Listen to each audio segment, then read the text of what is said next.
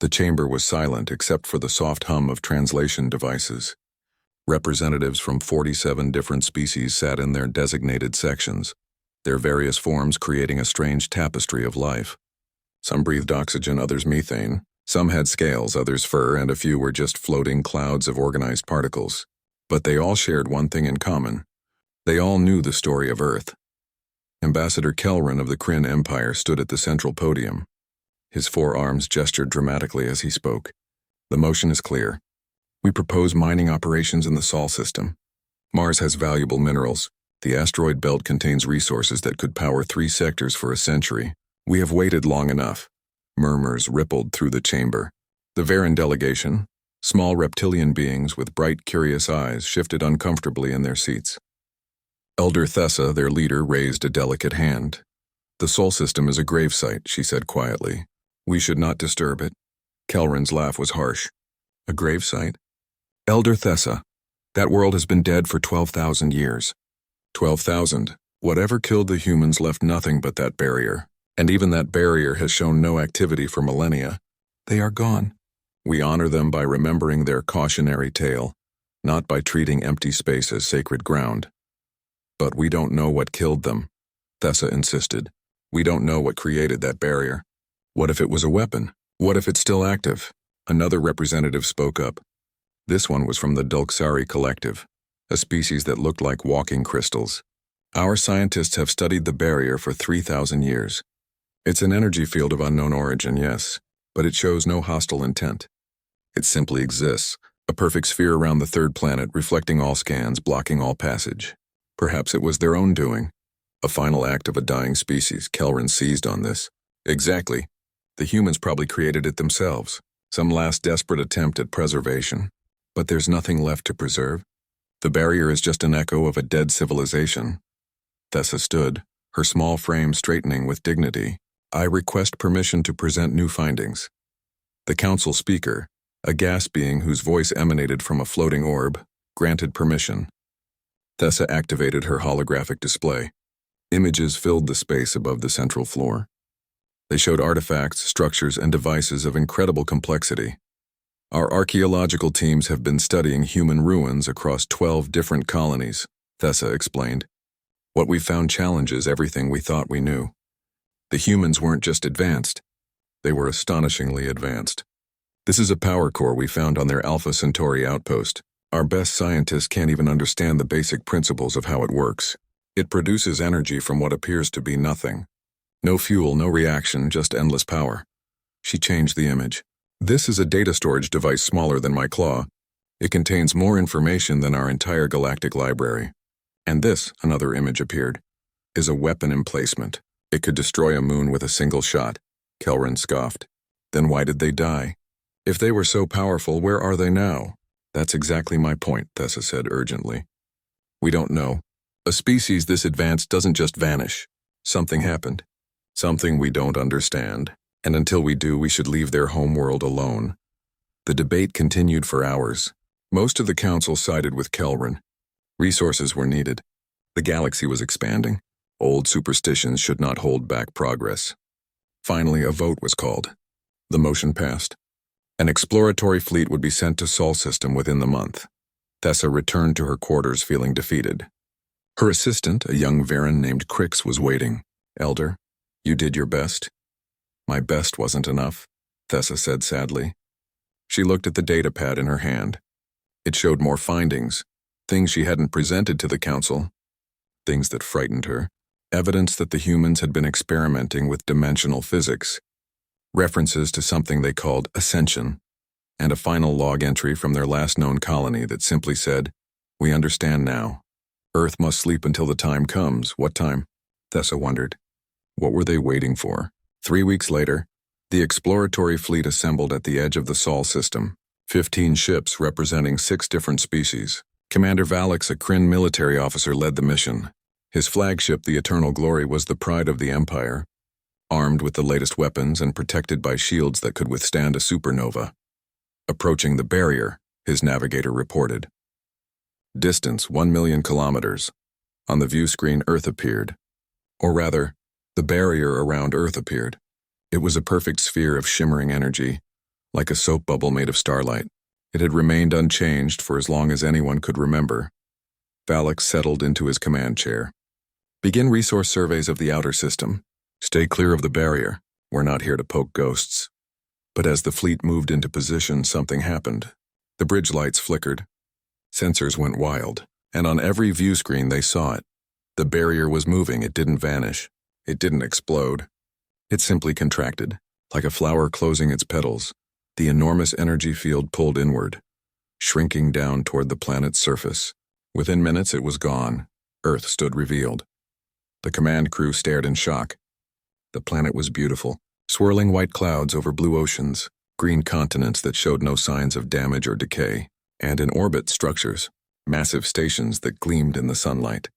Space elevators that stretched from surface to sky, all of it pristine, all of it waiting. That's impossible, Valak whispered. Scan the surface, now. The sensors officer worked frantically. Commander, I'm reading cities. Intact cities. Atmospheric processors online. Power grids active. It's like the entire planet is in perfect condition. Life signs? None. But everything else is functioning. Then the communication officer gasped. Commander, we're receiving a transmission. Origin point, the planet's surface. It's in galactic standard. Put it through, Valak ordered. A voice filled the bridge. It was calm, measured, and utterly confident. Unknown vessels detected in Sol system. State your purpose and authorization code. Valak found his voice. This is Commander Valak of the Kryn Empire. We're an exploratory mission sanctioned by the Galactic Council. Who is this? Are you human? There was a pause. When the voice spoke again, it carried a note of something that might have been amusement. I am Guardian. I am the caretaker of Earth, and humanity has been expecting you. Please stand by. They're coming home. Commander Valak gripped the arms of his chair so hard his claws left marks. Coming home? Explain yourself immediately. The voice-called Guardian responded with that same eerie calm. Humanity departed Earth 12,347 years ago. They have been monitoring galactic development from higher dimensional space. They are now returning to baseline reality. The bridge erupted in chaos. Officers shouted over each other. Alarms blared as sensors detected massive energy buildups across the planet. Valak demanded silence with a roar that showed why Kryn were feared warriors. You're saying humans are alive? He demanded. Where? Show us proof. Proof is manifesting now, Guardian replied. I recommend you move your vessels to a safe distance. Emergence involves significant spatial distortion. The science officer interrupted. Commander, something's happening near the sun. On the main screen, the star seemed to ripple. Space itself was bending, twisting in ways that made their instruments scream warnings. Then something began to emerge. At first, it looked like a reflection, a mirror image of the sun pushing through reality. But as it solidified, the bridge crew realized what they were seeing. It was a structure, a megastructure so large it made their entire fleet look like insects next to a mountain. Get me measurements, Valak shouted. It's 3,000 kilometers in diameter, the science officer stammered. Mass readings are impossible. It's made of materials that shouldn't exist. Commander, this thing could crack a planet in half just by getting close. More distortions appeared. One after another, massive ships pushed through from wherever they had been hiding. They weren't ships in the traditional sense. They looked organic and mechanical at the same time. Curves that suggested living things, but surfaces that gleamed with impossible perfection. Each one was larger than the biggest Kryn battle carrier. Within an hour, there were hundreds of them. They arranged themselves in a loose formation around Earth, not threatening, just present. Waiting. Guardian, we need to speak with someone in authority, Valak said, trying to keep his voice steady. Can you connect us with your human masters? I do not have masters, Guardian replied. I am a companion intelligence. But I can arrange communication. Please prepare for contact. A new voice filled the bridge. This one was distinctly human, female, young-sounding, but with a quality that made everyone listening instinctively pay attention. Hello, my name is Arya. I speak for humanity. Valak cleared his throat. I am Commander Valak. Forgive my directness, but we need confirmation. Are you truly human? The species that originated on Earth? Yes, though we are not quite the same as the humans who left. We have changed, evolved, transcended some limitations while keeping others. Would you like to see? Before Valak could answer, a figure appeared on the bridge. Not a hologram. An actual physical presence. One moment the space was empty. The next, she was there. She looked human according to all the old records. 2 arms, 2 legs, walking upright. Dark skin, bright eyes, long black hair. She wore a simple white suit that seemed to shift and shimmer.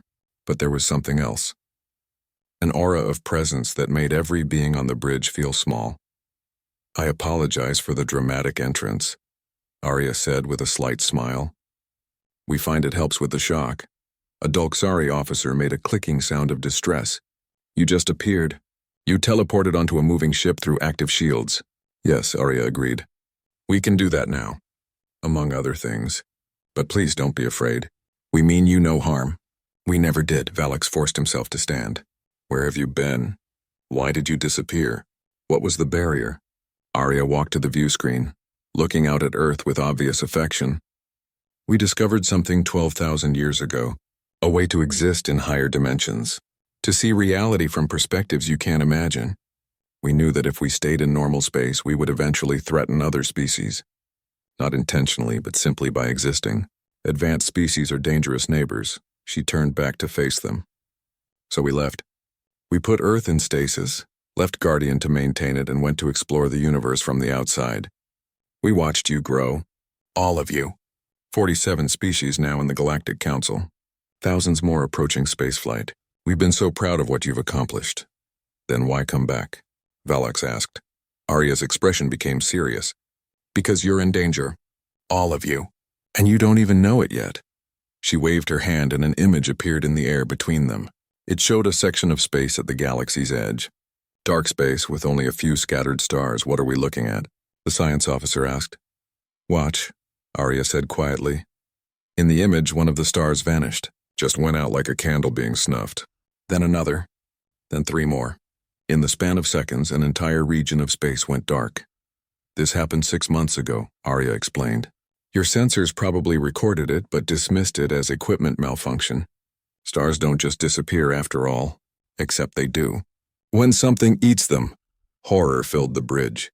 "What could eat a star?" Valak whispered. "We call them the harvesters," Arya said. "They're entities from outside normal space. They enter a galaxy, consume everything they find, and move on. Entire civilizations, entire worlds. They break matter down to its component energy and feed. We've detected them because we can see dimensions you cannot. They're still far away, maybe 200 years out, but they're coming." Valak sat down heavily. "Why should we believe you? This could be an elaborate scheme to take control of the galaxy." Arya smiled sadly. "You'll believe us soon enough. The first scouts will arrive within a year, but we're not asking you to believe on faith alone. We're offering proof. Technology, knowledge, help." She gestured, and suddenly the bridge was filled with holographic displays. Designs for ships, weapons, engines, power sources. Each one beyond anything the Galactic Council had ever dreamed of. "We will share this freely," Arya said. "No strings attached. No demands for loyalty or tribute. Because when the harvesters come, we'll need everyone working together. Every species, every resource, every mind." "And weapons?" Valak asked. "Will you give us weapons that can fight these things?" "No," Arya said firmly. "We'll teach you how to build them. But you must do the work yourselves. We will not simply arm you like children. You need to understand the principles, the responsibilities, the costs. The weapons that can hurt harvesters are dangerous in inexperienced hands." "So you do want to control us," Valak said accusingly. "We want you to survive," Arya corrected, "and to grow. We're not your rulers, Commander. We're your older siblings. We left home first, learned hard lessons, and now we're coming back to help the family." She began to fade, preparing to leave. "Guardian will coordinate with your fleet. We'll be sending delegations to the Galactic Council soon. Tell them humanity has returned. Tell them we need to talk. And tell them," she paused, "tell them we're sorry we took so long." Then she was gone. The bridge was silent except for the hum of systems. Valak looked at his crew and saw his own shock reflected in their faces. "Get me a direct line to the Council," he finally said. "Priority Alpha. They need to hear this immediately." As the communication officer worked, Valak looked out at Earth, the beautiful blue world that had been dead for so long. Now alive again, humanity had returned. He just hoped they'd returned in time. The Galactic Council chamber had never been so crowded.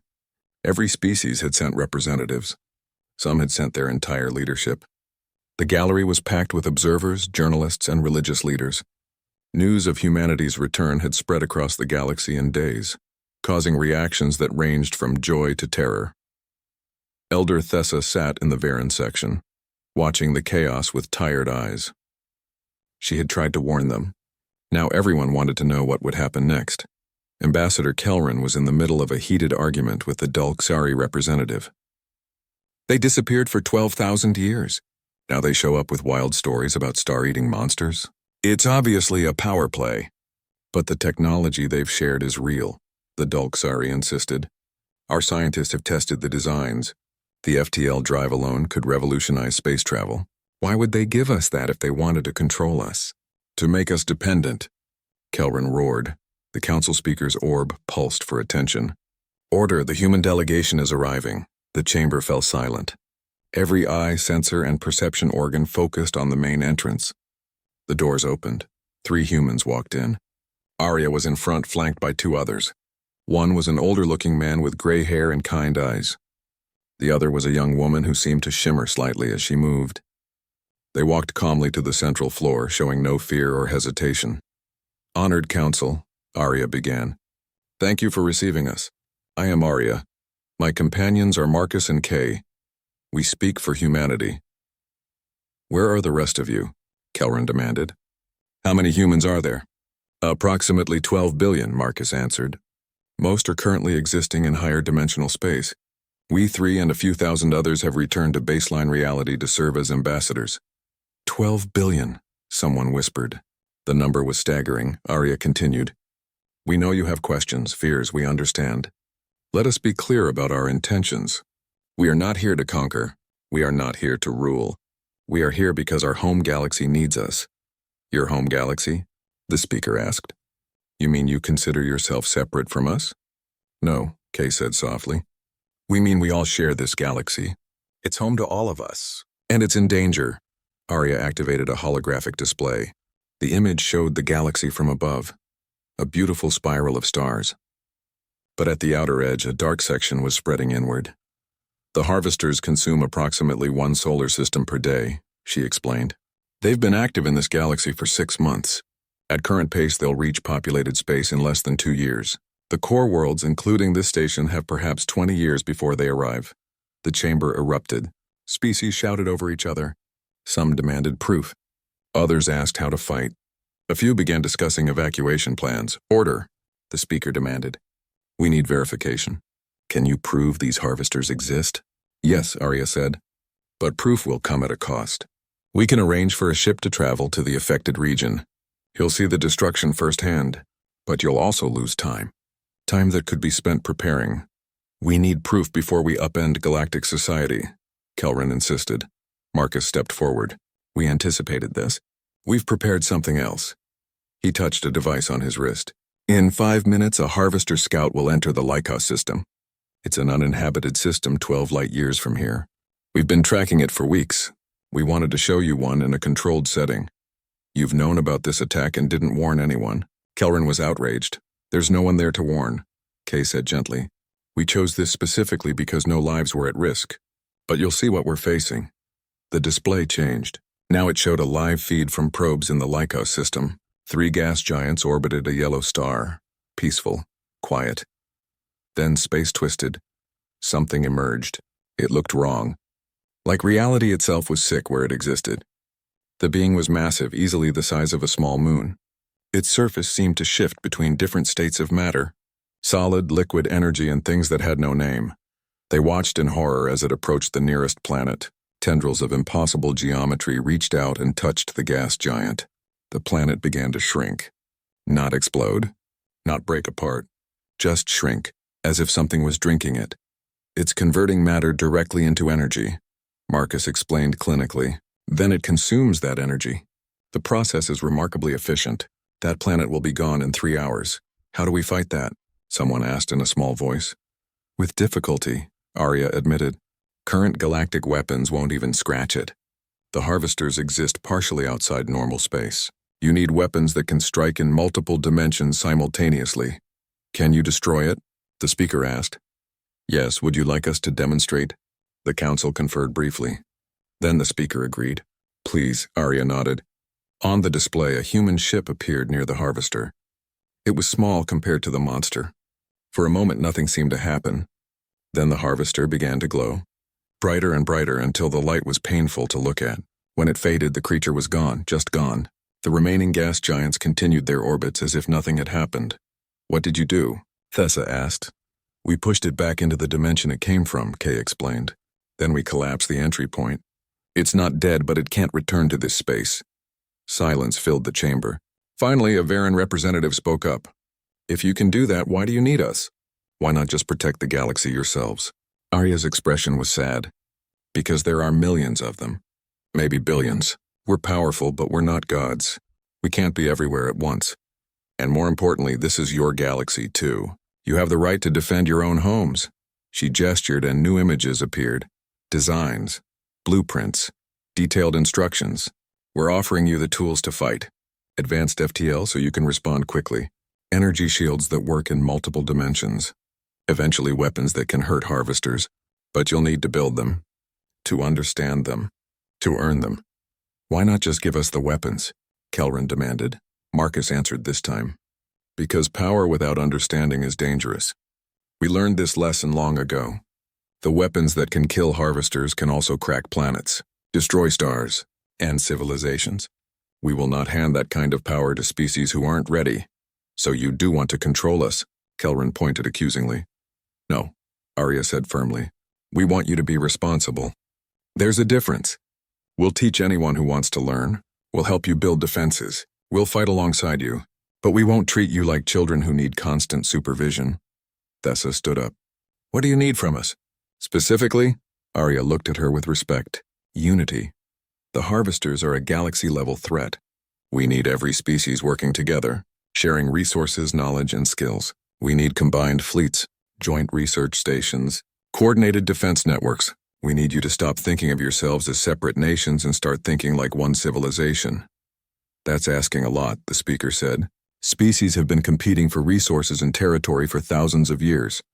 We know, Kay said. But you have a choice. Unite and have a chance at survival, or stay divided and definitely fall. The harvesters don't care about your politics or your borders. They'll consume you all the same. The debate went on for hours. Some species wanted to accept the humans' help immediately. Others were suspicious. A few suggested capturing the humans and taking their technology by force, though those voices were quickly silenced when Arya calmly reminded them that humans existed in dimensions they couldn't reach. Finally, a vote was called. Not whether to believe the humans. The evidence was too clear, but whether to form a unified defense coalition, whether to accept human assistance, whether to prepare for war. The vote passed. Barely, but it passed. Arya smiled. Thank you. I know this was difficult, but I promise we'll face this together. Humanity didn't survive by being alone. Neither will you. As the delegates filed out, still arguing, Thessa approached the human delegation. I tried to warn them about disturbing Earth. I wish I'd been wrong. You tried to protect something you didn't understand, Arya said kindly. That shows wisdom. Would you like to help us? We need people who ask questions. Thessa's eyes brightened. What would I do? Learn, teach, bridge the gap between our species and others. We need translators, not of language but of understanding. The old Varan looked at this young-seeming human who had seen more than she could imagine. I'll help. We all need to help now. Yes, Arya agreed, looking up at the stars through the chamber's dome. We all need to help. Because the darkness is coming. 6 months after humanity's return, the galaxy was transforming. Joint shipyards orbited a dozen worlds. Research stations brought together scientists from 30 different species. FTL travel times had been cut in half using human designs. But not everyone was happy with the changes. The Kryn Empire had refused to join the Galactic Defense Coalition. Ambassador Kelrin addressed his war council in their home system. The humans want us to bow to them, to give up our sovereignty. The Kryn Empire will never submit. His generals agreed with fierce roars. They had built the largest military fleet in the galaxy through strength, not by begging ancient humans for help. The harvesters were real, yes, but that just meant the Kryn needed to develop their own weapons, on their terms. We will observe the human research station in the Beta Quadrant, Kelron announced. Learn their secrets. Then we will be equals, not students. The mission launched within a week. 12 Kryn warships approached the human station under the cover of patrol duties. Once they were close, they struck. Boarding pods launched toward the station while their weapons charged. The pods never made it. 10 meters from the station hull, they simply stopped, frozen in space as if hitting an invisible wall. Fire main weapons, the fleet commander ordered. The weapon systems activated, then deactivated, then activated again. The weapons refused to fire. On every ship, systems began failing. Not breaking, just refusing to work. Then Arya's voice filled every Kryn vessel. Not through communication systems, through the ships themselves. The walls, the floors, the very air seemed to carry her words. You were warned. We do not wish to fight you. We do not wish to control you. But we will not allow you to threaten those who work for the good of all. The fleet commander tried to respond, but his communication system was offline. Everything was offline except life support and sensors. He and his crews could only watch as human ships appeared around them. Not aggressively, just present. You will return to your home system now, Arya continued. Your ships will function for that purpose and nothing else. When you arrive, tell your leaders this. We could have destroyed you. We could have taken you prisoner. We chose not to. Not because we are weak, but because we hope you will eventually choose to join us. The invitation remains open. The Kryn fleet found their engines coming back online, but only the engines. They could move but not fight. Not scan, not do anything but go home. The trip back was silent and humiliating. When news of the incident spread, reactions were mixed. Some species were horrified by the display of human power. Others felt it was justified. The Kryn had attacked first, after all, and the humans had shown remarkable restraint. Elder Thessa, now serving as a liaison between human and Viren research teams, discussed it with Arya over a meal. You could have destroyed them. Yes, Arya agreed, picking at her food. But then what? We'd be tyrants who kill those who disagree. We'd be proving Kelrin's fears correct, but now they know they can't win. Exactly. They know we're powerful, and they know we chose mercy. That's more valuable than fear. Crix, Thessa's young assistant, joined them. He'd been working in the shipyards and looked exhausted but excited. The first prototype is ready. The Coalition frigate with the multi-dimensional shields. They want to test it tomorrow. How do the mixed crews work? Arya asked with interest. Surprisingly well, Crix said. A few arguments about protocols, but mostly everyone's focused on the mission. When you're building something that might save your world, species differences seem less important. Thessa smiled. That was your plan all along, wasn't it? Get everyone working together so they see each other as people, not just aliens. Partly, Arya admitted. But we also genuinely need the help. Every species brings different perspectives, different solutions. The Dolxari see energy patterns we don't. The Viren notice details others miss. The Kryn, if they ever join us, are brilliant military strategists. An alert interrupted their conversation. Thessa's communicator buzzed urgently. She listened for a moment, then her face went pale. It's the Edge warning system. Something just entered the galaxy. Multiple somethings. They rushed to the command center. The room was chaos. Operators from a dozen species worked frantically at their stations. On the main display, the galaxy map showed new signatures appearing at the rim. Marcus was already there, studying the data. Harvester scouts. 20 of them. They're spreading out, testing our defenses. Can we stop them? A Dolxari officer asked. That depends, Marcus said, on whether your ships are ready, and whether your crews can work together under pressure. Admiral Varin, a Viren who had been trained by humans, took command. He'd been a young archaeologist's assistant 6 months ago. Now he commanded a mixed fleet of 40 ships. Most were existing galactic vessels upgraded with human technology. 3 were human ships serving as support. All ships, this is Admiral Vorin. You have your assignments. Remember your training. The harvesters exist in multiple dimensions. You need to hit them in normal space and higher space simultaneously. Coordinate your fire. Trust your teammates. The fleet moved to intercept. The first engagement happened near a mining colony. 3 harvester scouts were consuming the asteroids. Vorin's ships arrived and opened fire. The first volley failed. The weapons weren't synchronized properly. Energy blasts from different ships arrived at different times, phasing through the harvesters without effect. Adjust firing solution. Vorin ordered. Link your targeting computers like we practiced. On the second try, the ships fired as one. 3 species, 9 ships, 1 coordinated strike. The harvester shuddered. Part of it became solid, vulnerable. Physical weapons tore into it, while dimensional weapons struck from angles that shouldn't exist. The scout died, but 2 more were still active, and they'd learned to fight back. Tendrils of twisted space reached out and grabbed a Viren destroyer. The ship began to crumple like paper. "Break off! Break off!" Vorin shouted. But before the order was fully given, a Kryn-designed ship rammed the Harvester. The captain, a young Dulxari, had made the choice without hesitation. The Harvester released the destroyer as it dealt with this new threat. "Cover him," Vorin commanded. The fleet poured fire into the Harvester, giving the brave Dulxari time to evacuate in an escape pod. The creature died seconds later. The 3rd scout tried to flee. A human ship appeared in front of it and fired. The Harvester vanished, pushed back to wherever it came from. The battle was over. The fleet had won. But the victory felt hollow. They'd lost 3 ships, 72 people dead, and these were just scouts. Back at the command center, Arya addressed the assembled species. "You did well. You worked together. You trusted each other. You won. We lost people," Vorin said quietly. "Yes, and I'm sorry, but you need to understand something. These were scouts. The weakest harvesters. The main fleet is still coming, and they're so much worse." She pulled up new data. Images from human deep space sensors. The edge of the galaxy showed a massive force. Millions of signatures. Maybe tens of millions. This is what's coming. An armada that has consumed hundreds of galaxies. They don't negotiate. They don't retreat. They don't stop, ever. The room was silent. The scale was incomprehensible. "Can we win?"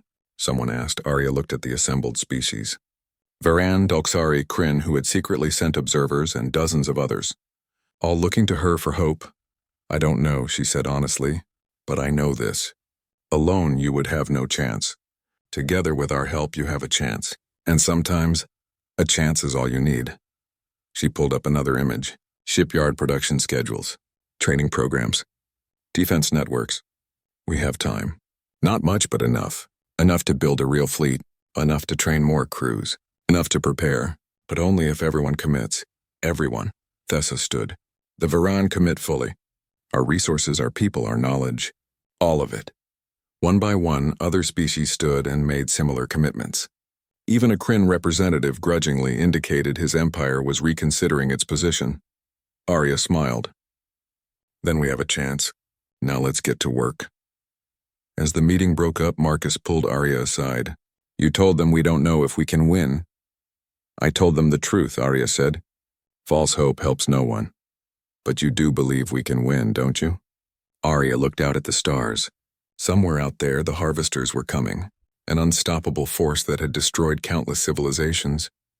But she also saw the shipyards, the mixed crews, the species learning to work together. "I believe we have something the Harvesters have never faced before," she said.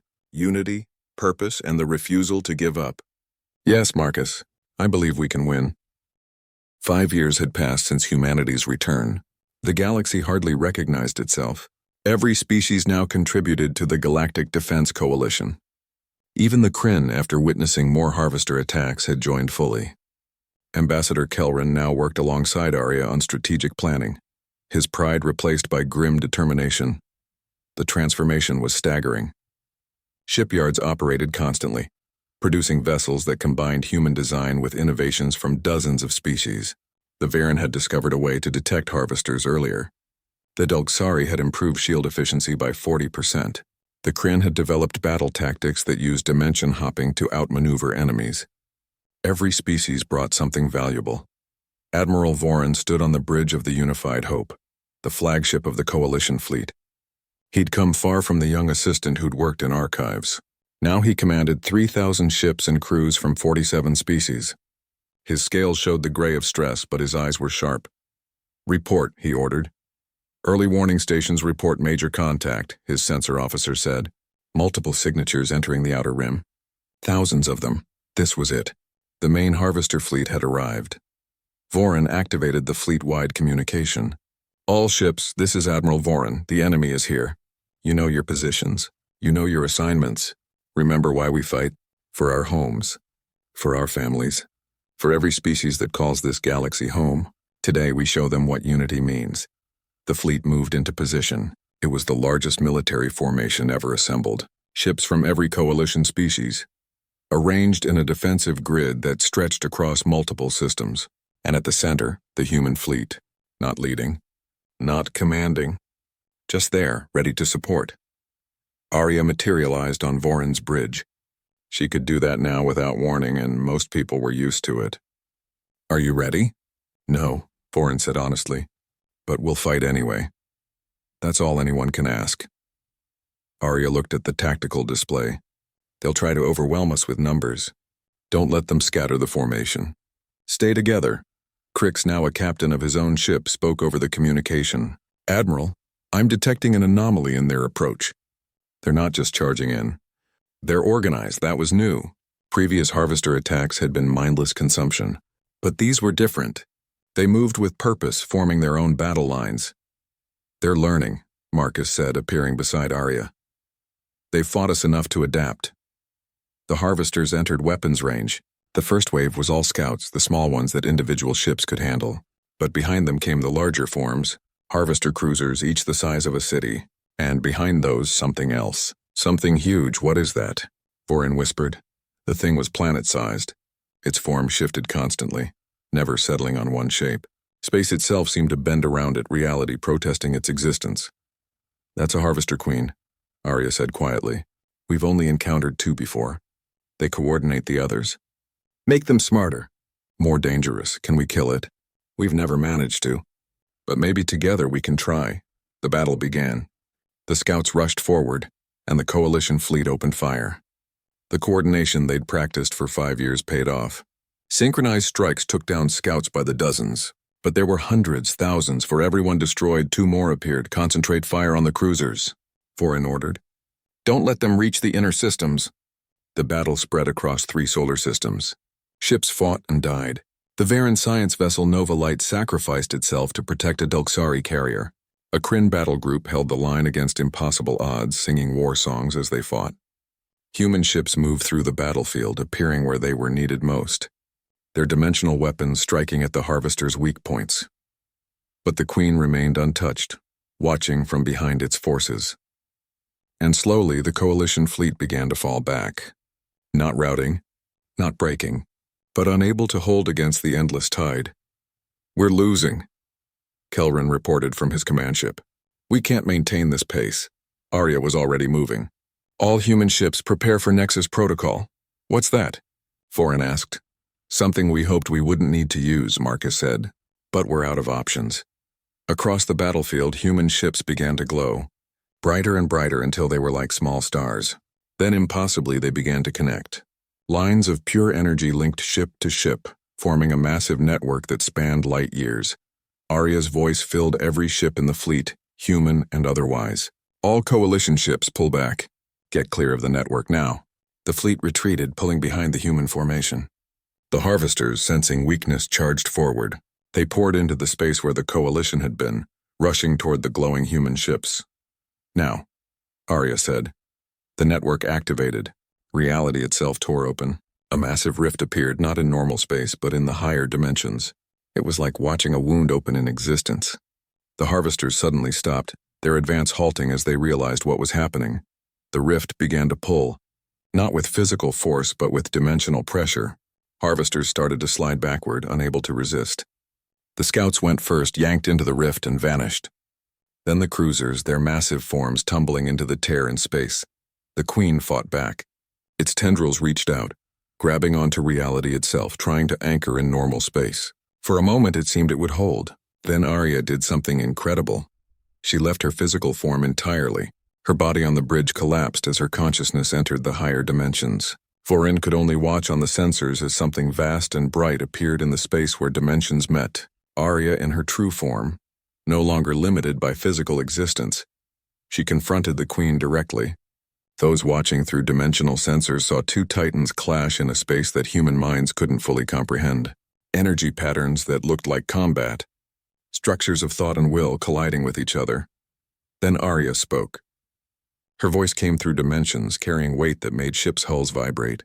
"This galaxy is under our protection. We are humanity. We died once and chose to return. We transcended our limits and chose to care. We have watched civilizations rise and fall, and we say this, you will not have this one. The Queen tried to respond, tried to fight. But Arya wasn't alone. Other humans joined her in dimensional space. 12 billion minds all working together. They pushed. The Queen's grip on reality slipped. Leave, Arya commanded, or be destroyed. The Queen made a choice. It released its hold and fell backward into the rift. The remaining harvesters followed, unable to resist without their coordinator. Within minutes, the battlefield was clear. The rift closed. The human ship stopped glowing, and on Voren's bridge, Arya's body took a gasping breath and opened her eyes. Is it over? Voren asked. Arya sat up slowly. No, that was a battle, not the war. The Queen survived. It'll retreat, gather more forces, and return. They always do. When? Years, maybe decades. But they'll come back, stronger, smarter. The coalition fleet began regrouping, taking stock of losses. They'd lost a third of their ships. Tens of thousands dead. But they'd won. They'd faced the Harvester main fleet and survived. Messages poured in from across the galaxy. Celebrations, mourning, and questions about what came next. Arya stood and addressed the assembled fleet. Today you proved something. Not to the Harvesters, to yourselves. You proved that together you can face anything. The enemy will return, but so will we. And next time we'll be ready. She looked at Voren, Kelrin, Crix, and the countless others who'd fought so hard. You asked us once why we came back. This is why, not to save you, but to fight alongside you. Because the universe is vast and dark and full of dangers. But it's also full of life, of hope, of species who can learn to work together. Back on Earth in the gardens that had waited 12,000 years, humans walked again. They met with delegates from every species, shared meals, told stories, planned for the future. Elder Thessa, now ancient even by Varen standards, sat with Arya under a human tree called an oak. What happens now? Now we prepare, Arya said. We build, we learn, we grow. The Harvesters will return, yes, but when they do, they'll find a galaxy that's ready, not just defended by humans, defended by everyone. Will we win? Arya smiled. I don't know. But we'll fight, and as long as we fight together, we have a chance. Sometimes that's enough. Years later, the galaxy had changed again. The coalition wasn't just a military alliance anymore. It was a true union. Species worked together on everything from trade to exploration to art. The Human Ascension Academies taught volunteers how to perceive higher dimensions, not to human levels, but enough to help in the next battle. Young beings from every species looked up at the stars with hope instead of fear. They knew the darkness would return, but they also knew they wouldn't face it alone. Humanity had come home, and in doing so, they'd given the galaxy something more valuable than weapons or technology. They'd given them a future worth fighting for. In the depths of space beyond the galaxy's edge, the Harvester Queen healed and plotted. It would return, but it had learned something too. This galaxy was different. This galaxy had humanity, and humanity had given them all something the Harvesters had never encountered before. Not just resistance, but defiance, unity, hope, and those were the most powerful weapons in the universe.